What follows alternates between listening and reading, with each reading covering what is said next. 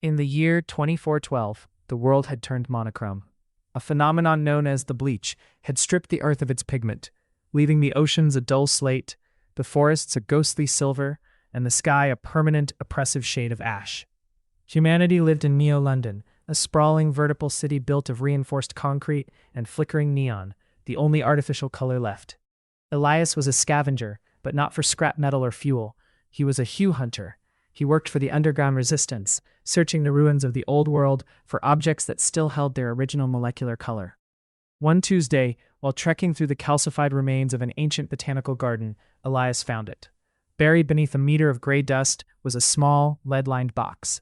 Inside, tucked away in velvet, sat a single, unbruised glass marble. But it wasn't just glass. It was cobalt blue. As soon as Elias touched it, a jolt of electricity surged through his arm.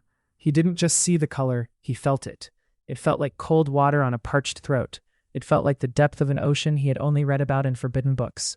He couldn't stay long. The Grey Guards, the city's enforcers who believed that color caused emotional instability and war, were already tracking his heat signature. Elias sprinted to the skeletal remains of the city, the marble clutched tightly in his palm. He reached the archive, a hidden sanctuary deep beneath the city's subway tunnels. There lived Sarah, a blind scientist who had spent her life studying the physics of light. "I found it, Sarah," Elias panted, placing the marble on a sensor tray. "True blue." Sarah's hands trembled. She connected the tray to a massive, jury-rigged machine called the Prism Projector. "If the legends are true," she whispered, "color isn't just a visual property. It's a frequency. If we can broadcast the frequency of this blue, we can trigger a chain reaction in the atmosphere. We can wake the world up." The machine began to hum. A low bass vibration shook the floor. Outside, the Grey Guards were hammering at the steel vault doors.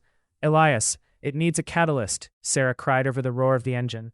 "The marble isn't enough. It needs a memory of the color to stabilize the wave." Elias closed his eyes. He thought of the marble.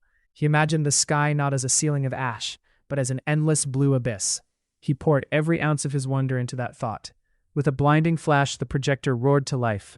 A beam of pure sapphire light shot upward, piercing through layers of concrete and steel, soaring past the skyscrapers until it hit the clouds.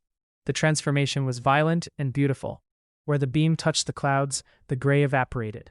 Like ink dropping into water, the blue began to spread. It raced across the horizon, bleeding into the gray ocean, turning the waves into turquoise foam. People in the streets dropped to their knees, weeping at the sudden, overwhelming beauty of a sky that finally looked like it had no end. The Grey Guards dropped their weapons. You cannot police a miracle. The world wasn't fixed in a day, but the bleach was broken. Elias stood on the roof of the archive, looking up at the first sunset in 3 centuries, a bruised purple and burning orange sky. He realized then that color wasn't just something you see, it was the way the world breathed.